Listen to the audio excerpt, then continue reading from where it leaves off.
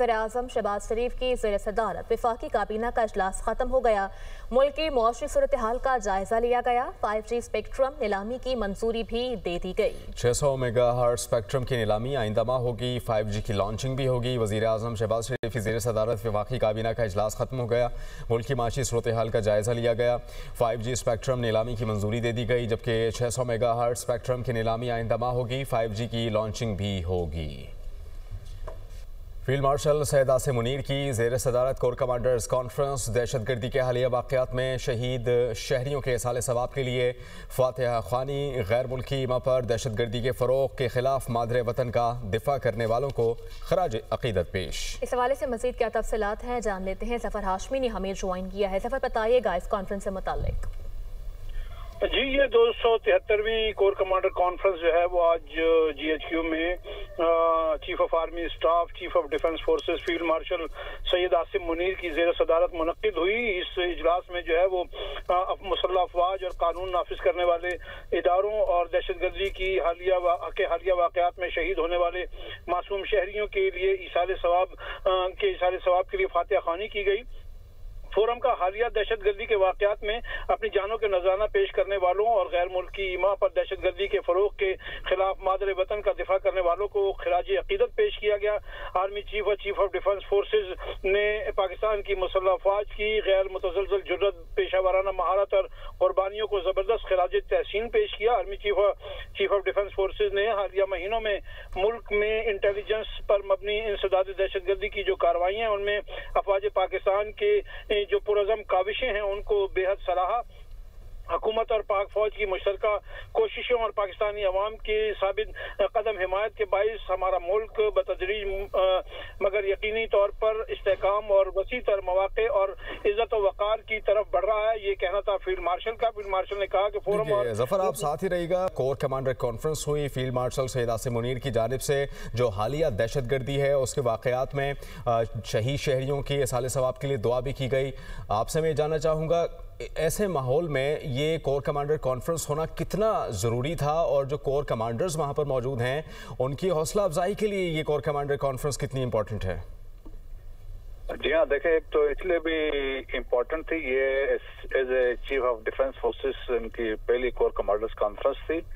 और जो हमेशा देखे एक इम्पोर्टेंट फोरम होता है कोर कमांडर्स के कॉन्फ्रेंस में, जिसमें तमाम कोर कमांडर्स और प्रिंसिपल स्टाफ ऑफिसर्स की प्रेजेंस होती है और यकीनन पाकिस्तान की सिक्योरिटी के सिचुएशन, प्रोफेशनल ट्रेनिंग, तमाम अमूर इस पर डिस्कस होते हैं। और इस पर जिस तरीके से उन्होंने इस पर बात की है इस फोरम के तहत कि जो अफवाज पाकिस्तान या सिक्योरिटी फोर्सेस की कुर्बानियाँ हैं उसको एक्नॉलेज किया गया है और उनके करज की, बहादुरी की इन्होंने एक्नॉलेजमेंट की है। और जो पाकिस्तान सिक्योरिटी फोर्सेस का रिजॉल्व है और कैपेबिलिटी है कि जो उस पर उन्होंने यही कहा कि जो टेररिस्ट है उनके ऊपर कोई कंप्रोमाइज नहीं होगा। और फिर इसके अलावा उन्होंने ये भी कहा कि डिसेसिव एक्शन जो टेररिस्ट के अगेंस्ट होगा, जो जहाँ से भी देखें पाकिस्तान के केस में तो अफगानिस्तान जो एपिक सेंटर बन चुका है, वहाँ से दहशतगर्द आ रहे हैं, तो उस पर एक डिसेसिव एक्शन की बात की गई है। और फिर इसके साथ मोस्ट इम्पोर्टेंटली इत्तेहाद और यूनिटी अमंग भी पाकिस्तान में और अफवाज पाकिस्तान में बात की। और उन्होंने कहा कोई ऐसा कदम जो अफवाज में या किसी में कोशिश की, जिस तरह बड़े हॉस्टाइल किस्म के जो लोग हैं या पाकिस्तान से बाहर बैठे हुए हैं जो एलिमेंट्स है, वो कोशिश कर रहे हैं कि एक वेज क्रिएट करें अफवाज के अंदर रैंक एंड फाइल में, और फिर अफवाज और अवाम के दरमियान एक वेज क्रिएट करने की कोशिश करें। उन्होंने कहा इस तरह की चीजें काबिल कबूल नहीं होंगी और वो और उनके खिलाफ भी अकॉर्डिंगली एक्शन लिया जाएगा। और बलूचिस्तान की डेवलपमेंट पे भी बातचीत की गई है, जो एक पैकेज है और जिसमें फ्यूचर में भी यही है, जिस तरह वहाँ के जो मकामी कोर है और फ्रंटियर कोर वाले अपन एक बड़ा किरदार अदा कर रहे हैं और गवर्नमेंट ऑफ बलूचिस्तान को मदद कर रहे हैं। ठीक है। अच्छा सर, मैं आपसे जानना चाहूँगा, ये कोर कमांडर कॉन्फ्रेंस, चूँकि आप फ़ौज का एक अहम बड़ा हिस्सा रह चुके हैं, कोर कमांडर कॉन्फ्रेंस होना और फिर तमाम कोर कमांडर्स में मौजूद होना और फील्ड मार्शल से बराह रास्त इंटरेक्शन और फिर उनसे जो हिदायत हैं वो लेना कितना इम्पोर्टेंट था, ख़ास करके सिपाहियों की मॉरलिटी के लिए? बहुत इम्पोर्टेंट है। देखें कि जिस तरह मैंने कहा ये मंथली वैसे होती है, लेकिन as and when required basis पे भी होती रहती है, और जिसमें इम्पोर्टेंट डेवलपिंग सिचुएशन है, खास तौर पे पाकिस्तान के इंटरनल जो सिक्योरिटी सिचुएशन है, बॉर्डर्स की सूरत पे बातचीत होती है, और ट्रेनिंग और प्रोफेशनल अमूर्स पे बात होती है, जो टेक्नोलॉजी की डेवलपमेंट हुई है वो बातचीत होती है, फिर फील्ड मार्शल की जो विजिट्स होते हैं उस पर बातचीत होती है। तो एक समझ ले कि तमाम जो इम्पोर्टेंट जो कमांडर्स हैं, प्रिंसिपल स्टाफ ऑफिसर है, उनको ऑन बोर्ड लिया जाता है और उनसे इनपुट ली जाती है, स्पेशली उनके एरिया ऑफ रिस्पांसिबिलिटी में जो कुछ हो रहा है, और इसी तरीके से ब्रीफिंग्स वहाँ पे होती है, ऑपरेशनल ब्रीफिंग्स भी होती हैं, इंटेलिजेंस ब्रीफिंग्स भी होती हैं। सो एक इम्पोर्टेंट फोरम होता है और चीजें भी कन्वे होती हैं, और बेसिकली फिर अकॉर्डिंगली जो यही जो बातें जहाँ पे होती है, जो फॉर्मेशन कमांडर्स होते हैं सब्सिक्वेंटली जाके अपने कोर्स में भी और जाके ये चीजें कन्वे होती है, डाउन टू एक आम सोल्जर्स तक ये चीजें कन्वे होती हैं, और उससे जो कम्युनिकेशन होता है between the chief of defence forces इस केस में और एक आम सोल्जर तक वो चीज कन्वे होती है। सो दैट इज दी आप कहें लिंकेज बनती है बिटवीन एक सोल्जर और चीफ ऑफ डिफेंस फोर्सेस में, और दैट्स वाई अफवाज पाकिस्तान में देखें कि मोरल हमेशा ऊंचा इसलिए होता है कि वो कम्युनिकेशन गैप नहीं होता है, चाहे वो एक सेक्शन कमांडर है या बटालियन कमांडर है, ब्रिगेड कमांडर है, या जीओसी है या कोर कमांडर है, तो इन तमाम इन कम्युनिकेशन इन टच रहते हैं एक दूसरे से। सही। मसूद साहब, भारत की इन्वॉल्वमेंट की बात कर लें तो आज की इस कॉन्फ्रेंस में भारतीय सरपरस्ती में जो दहशतगर्दी के वाकयात रोनुमा हो रहे हैं, हम देख रहे हैं, उनके हवाले से भी बात करते हुए कहा गया कि उनके साथ कोई रियायत नहीं बरती जाएगी। आप क्या समझते हैं, इससे भी एक क्लियर कट मैसेज किया है आलमी सतह पर? जी हाँ, देखें जिस तरीके से अभी डेवलपमेंट हो रही है रीजन में, और जिस तरीके से पाकिस्तान की एक रेलेवेंस एस्टेब्लिश हो चुकी है, और जिस तरीके से अभी हमने जो अभी रिसेंट आर्टिकल वाशिंगटन पोस्ट में देखा, फिर इसके बाद कल फाइनेंशियल टाइम्स में भी जिस तरह बात की गई है, सो पाकिस्तान में जो मिलिट्री लीडरशिप है उसके जो हर जगह पे चर्चे हैं, और जिसमें उनका एक जो रिजॉल्व की बात होती है और लीडरशिप की बात हो रही है, और जिस तरीके से देखें ना कि आपकी लीडरशिप जब मजबूत होगी तो दुनिया आपको एक्नॉलेज करती है। जिस तरीके से वाशिंगटन पोस्ट में उन्होंने लिखा कि जो मार्के हक और बुनियाद मरसूस में पाकिस्तान आर्मी की जो उन्होंने कहा मिलिट्री डिसिप्लिन था, स्ट्रेटेजिक फोकस था, और इसके बाद जो एसिमेट्रिक कैपेबिलिटीज थी, दैट स्टन प्रेसिडेंट ट्रंप। देखें बहुत बड़ी एक्नॉलेजमेंट थी, और उन्होंने कहा पाकिस्तान एक एसेट के तौर पे मर चुका, तो वो तब मुमकिन हुआ जब आपकी लीडरशिप मजबूत थी, डिसीजन मेकिंग बहुत जबरदस्त हुई, और पाकिस्तान का यकदम आज देखें कि दुनिया में पाकिस्तान की हर जगह पे बात हो रही है, मिलिट्री लीडरशिप की बात हो रही है। सो पाकिस्तान वो एक मैसेज वाज़ेह है आप सबके लिए कि लीडरशिप यहाँ पे जो सोचती है पाकिस्तान के लिए सोचती है, पाकिस्तान की सॉवरेनिटी की बात करती है, पाकिस्तान की सिक्योरिटी जो इसके सिटीजन्स की है वो इम्पोर्टेंट है। सो ये मैसेज अफगानिस्तान के लिए भी है, इंडिया के लिए भी है। अफगानिस्तान में देखें प्रॉक्सीज तो सारे अफगानिस्तान में बैठी हैं, और वहाँ पे इंडियन इन्फ्लुएंस दोबारा हो चुका है, और स्ट्रांगली वहाँ पे वो जो प्रॉक्सीज हैं, फितनल खारिज है, फितनल हिंदुस्तान है, इंडिया फंडिंग भी कर रहा है और being facilitated by Afghan Taliban regime, इसमें तो कोई दो राय नहीं है। उनको भी फील्ड मार्शल ने रिसेंटली एक मैसेज जो भेजा था कि they have to choose between Pakistan या फितना और खारिज, और फिर उस पर यह है देखे डिसेसिव एक्शन की बात की जा रही है। तो मेरे ख्याल में अफगानिस्तान के लिए अभी मेरे ख्याल में ऑप्शंस बड़े महदूद होकर रह गए हैं। अब ball is in their court के वो क्या चाहते हैं, वो अमन चाहते हैं या वो चाहते हैं कि पाकिस्तान अकॉर्डिंगली कोई काइनेटिक एक्शन लेगा, जो यकीनन लेगा। बिल्कुल ऐसा ही है, और ये अफगानिस्तान और भारत को तो वाज़ेह पैगाम गया ही है। ख़ास करके इस कॉन्फ्रेंस में फील्ड मार्शल ने ये भी कहा कि कौमी यकजहती, सलामती, इस्तेहकाम को नुकसान पहुँचाने की किसी को इजाज़त नहीं दी जाएगी, चाहे वो अनासिर सियासी हों या फिर कोई और मुसल्लह फ़ौज जो पाकिस्तान के अवाम के दरमियान जो तफर्रुका पैदा करने की कोशिश कर रहे हैं उनको इजाज़त नहीं दी जाएगी। यानी कि जो अंदर पाकिस्तान के अंदर मौजूद अनासिर हैं ऐसे, उनके खिलाफ उनके लिए भी ये वाज़ेह पैगाम दे दिया गया फील्ड मार्शल की जानिब से। बिल्कुल ऐसा ही है। देखें जिस तरह के पीछे हमने वाकयात देखें और जिस तरीके से सोशल मीडिया का इस्तेमाल किया जा रहा है, और चाहे कोई भी प्लेटफॉर्म हो, और वहाँ पे जो कोशिश है एक फेक नैरेटिव्स हैं और या कंस्पिरेसी नैरेटिव्स होते हैं, जो वहाँ पे एक पुश किए जा रहे हैं, जो पाकिस्तान के अंदर लोग बैठे हैं, मेनली जो पाकिस्तान से बाहर बैठे हैं, इन सब ये मिलके कोशिश कर रहे हैं कि एक डिवाइड क्रिएट किया जाए, एक वेश क्रिएट किया जाए।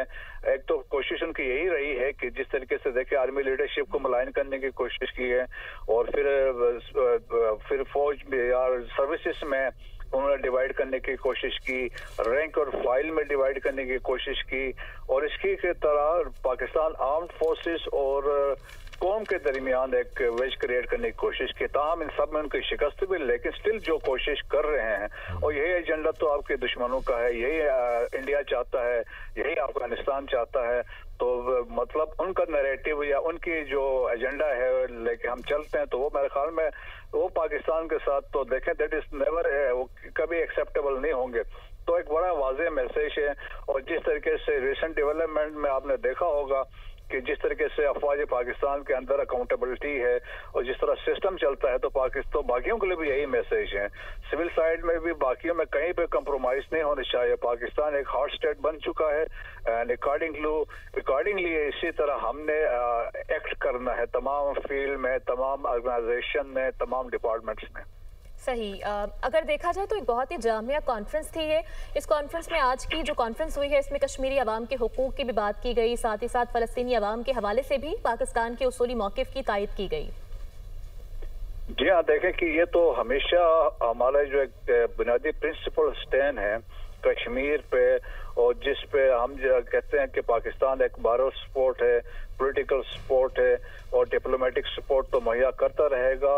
और हम भी यही चाहते हैं कि इंटरनेशनली भी हर फोरम पर देखें कि यही चाहते हैं कि यूनाइटेड नेशन सिक्योरिटी काउंसिल की जो रेजोल्यूशन है उनकी इम्प्लीमेंटेशन होनी चाहिए। यूनाइटेड नेशन सिक्योरिटी काउंसिल के 18 रेजोल्यूशन हैं आज जम्मू एंड कश्मीर के रेजोल्यूशन पे, उनकी इम्प्लीमेंटेशन नहीं हुई है। सो एक वो इम्पोर्टेंट है, क्योंकि पाकिस्तान की जो देखें ना, पाकिस्तान की वो पाकिस्तान जिस तरह कायद-ए-आज़म ने कहा था शेरक है कश्मीर, तो हम उसको इग्नोर कर ही नहीं सकते हैं।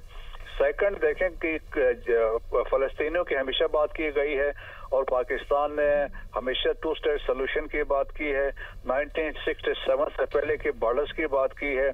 और रिसेंटली आपने देखा होगा जो अभी बात हो रही है एक स्टेबलाइजेशन फोर्स के लिए, तो उसमें भी पाकिस्तान ने नॉट तो दिया है लेकिन उन्होंने कंडीशंस रखी है, और जिस तरह के हालात और वाक़यात जो पाकिस्तान के मुताबिक होंगे तब वहाँ पे चीज़ें फैसिलिटेट हो सकती है वो भी। लेकिन अमेरिकन उनको भी इस जेस्चर को वो एक्नॉलेज कर रहे थे, जिस तरह मार्को रूबियो ने रिसेंटली कहा। सो पाकिस्तान ये 2 बेसिक जो इश्यूज हैं इनसे कभी हम पीछे हट नहीं सकते हैं, और यकीनन क्योंकि ये पाकिस्तानी अवाम का भी यही है सोच है, वो पाकिस्तान आर्म फोर्सेस की है। अच्छा मसूद साहब, ये जो शुरा कॉन्फ्रेंस की जानिब से मुतालबा किया गया है, चूँकि आपने तस्करा कर दिया गज़ा से मुताल्लिक और इसमें जो पाकिस्तान का किरदार है, लेकिन मैं आपसे फिर भी जानना चाहूँगा कि ये जो मुतालबा है गज़ा में मुस्तकिल जंगबंदी और फ़लस्तीनी रियासत के काबिल एतमाद रास्ते का, ये मुतालबा किया जा रहा है शुरा की जानिब से, ये कितना बड़ा मुतालबा है और आलमी प्लेटफॉर्म पर इसको किस तरह से ऑब्लाइज किया जाएगा? देखिए बड़ा इंपॉर्टेंट है, क्योंकि ये जो इनिशियल जो 20 पॉइंट्स थे प्रेसिडेंट ट्रंप के, उसमें वो पॉइंट ये शामिल था शुरू में 2 स्टेट सोल्यूशन की बात हुई थी, लेकिन बाद में बताया जाता है नेतन्याहू के आने के बाद ये तब्दीलियां इसमें की गई हैं। लेकिन अमेरिकन एडमिनिस्ट्रेशन समझती है और वो उनका मानना भी है कि 2 स्टेट सोल्यूशन के बगैर यहाँ पे कोई हल हो ही नहीं सकता है।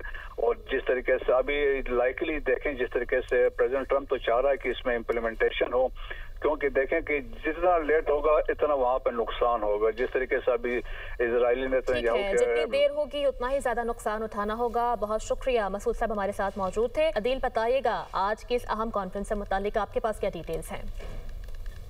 देखें, इस फोरम ने दहशतगर्दी, जराइम और मखसूस सियासी मफादात का जो गठजोड़ है उसको 2 टोक अंदाज में मुस्तरद कर दिया है, वाजे किया है कि ऐसे अनासर कौमी सलामती के लिए बराह रास्त खतरा है। तो इससे पहले भी हमने देखा कि इस पे बहुत ज्यादा DGISPR ने भी बात की कि दहशतगर्दी का और जो जराइम का और मखसूस सियासी मफादात हैं उनका एक गठजोड़ है और इसकी सरकोबी होनी चाहिए। ये सारी चीजें एक दूसरे से जुड़ी हैं और दहशतगर्दी की असल मुहर्रिकात के पीछे ये हैं।